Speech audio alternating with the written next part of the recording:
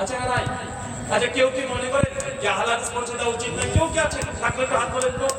অনেকে বলে আমাদের কমেন্টে। হ্যাঁ, কমেন্টে বলে। ওদেরকে কিন্তু হাত তুলতে বলে কি তুলতে পারবে?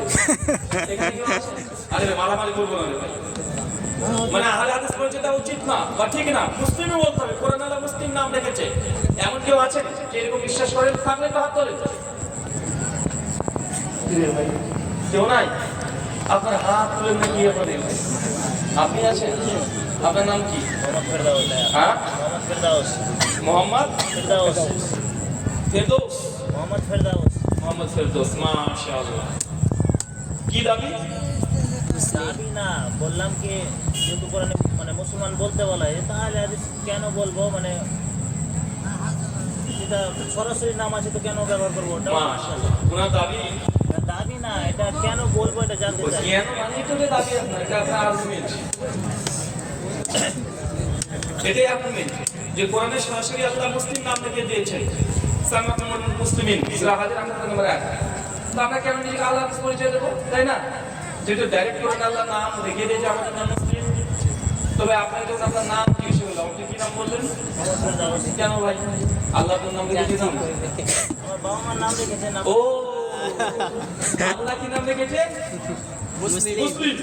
আর বাপ মা নাম রেখেছে মোহাম্মদ ফেরদৌস। উনি বাপ মা দেওয়া নাম দিয়ে পরিচয় দিচ্ছে। কার নাম দিয়ে পরিচয় দিল?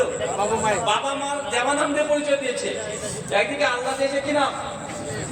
মুসলিম। তোমরা মুসলিম নাম মৃত্যুবরণ করে তোমাদের নাম রাখা মুসলিম। নবী ইব্রাহিম তোমার নাম রেখেছে মুসলিম। একাধিক আয়াত, ডজন খানিকের উপরে আয়াত আছে। কিন্তু আল্লাহর দেওয়া নাম বাদ দিয়ে আমি আমার বাপ যে নাম দিয়েছে ওই নামে পরিচয় দিলাম। না, এটা আর এটার মধ্যে পার্থক্য আছে বিশাল তো। কিসের কথা? বিষয় যে ওখানে আল্লাহর দেওয়ার নাম আর এখানে বাবা মার দেওয়ার নাম, নিজের পরিচয় যখন নাম জিজ্ঞাসা করছে ও তো আমার ধর্মে জিজ্ঞাসা করে না, ধর্ম জিজ্ঞাসা করলে আরে ভাই, আল্লাহ তো ধর্মের নাম মুসলিম বলেনি। সূরা হাজর 78 নম্বর আয়াতে কি বলেছে যে তোমাদের নাম কি রাখা হলো? মুসলিম। আল্লাহ তো আমাদের নবী ইব্রাহিম আমাদের নাম মুসলিম লিখে দিয়েছে। তা আমাদের সকলের নাম কি? কথা বলে মুসলিম।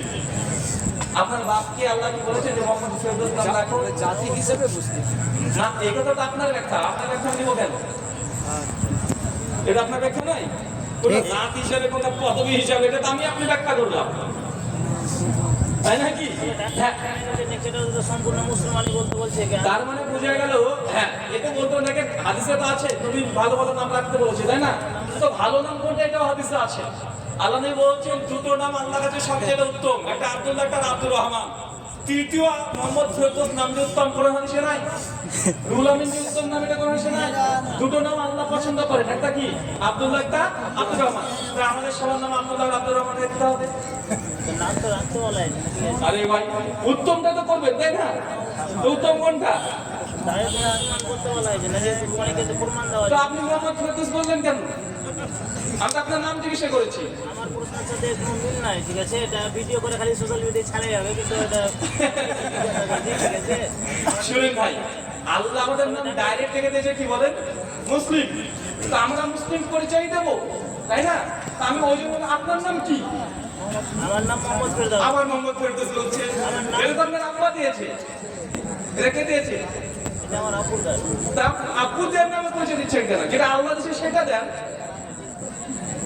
বিষয়টা উনি বোঝাতে চাইছেন যে না, তো ডাক্তার জাকির নাকি যেভাবে মানে বিষয় আবার জাকির না, এটাও জাকির। বুঝতে পারছে, কিন্তু এটা তো আমি